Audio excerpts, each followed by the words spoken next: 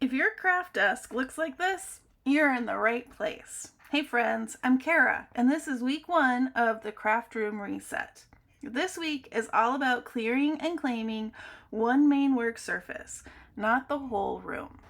Dana and I talked about how creative people see possibility in everything, and that is such a gift. But when the space gets too full, it actually makes it harder to create.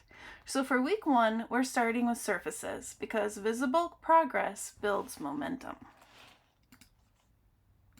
A quick recap on Dana's steps for decluttering.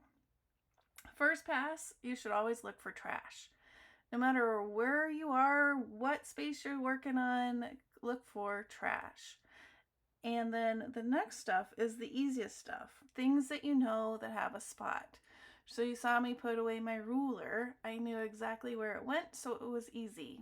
Same with my jewelry tool. I took that and I put it away because I know where it belongs. And you see me there getting rid of trash. So the first step, do your trash. Scraps, packaging, dried up supplies, things you're not using, things that have just landed here and never left. We don't have to make our decisions yet, we just toss it in the trash. And even when you think you've already looked, a focused trash pass can make a huge difference. And then the easy stuff, anything I already know where it belongs goes back to its home. Then I'm looking for obvious donations if there's anything I no longer want or need anymore. Supplies I've tried once and didn't love, or no, I'm just not reaching for them anymore. Those things can then be donated. The next step in Dana's decluttering is where would I look for it first? Now I'm down to the things that are useful, but I don't have a home for. Maybe they're new, maybe it's a different stamp set or ink, and I haven't found a place for it. Now I ask myself, where would I look for it first? If I needed this, where would I look? And then you go to that place and make it a home. Yep, right then and there. You find it a home. And then after that, if you need to make space in the new home, you then declutter that area as well. You can see I did this with my mini ephemera. I got out a Ziploc bag and I put them in, and then I put that Ziploc bag into its container of Christmas things. So I did this, but kind of on a smaller version for this example. My goal for week 1 was just one surface, but once I finished this, I didn't want to stop. The momentum had kicked in. So I went ahead and cleared off the second table in my craft space. That first desk was really the hardest part.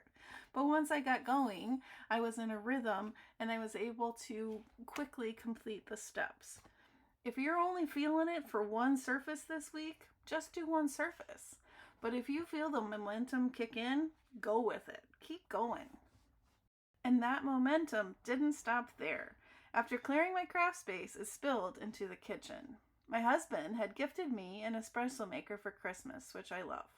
But it didn't fit on the counter, so we had to buy a new cart.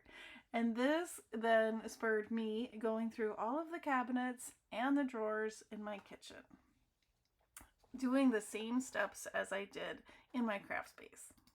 So for week 1, your goal is to clear and claim one workspace in your craft room.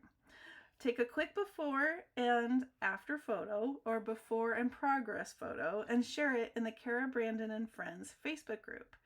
This is about celebration, not perfection.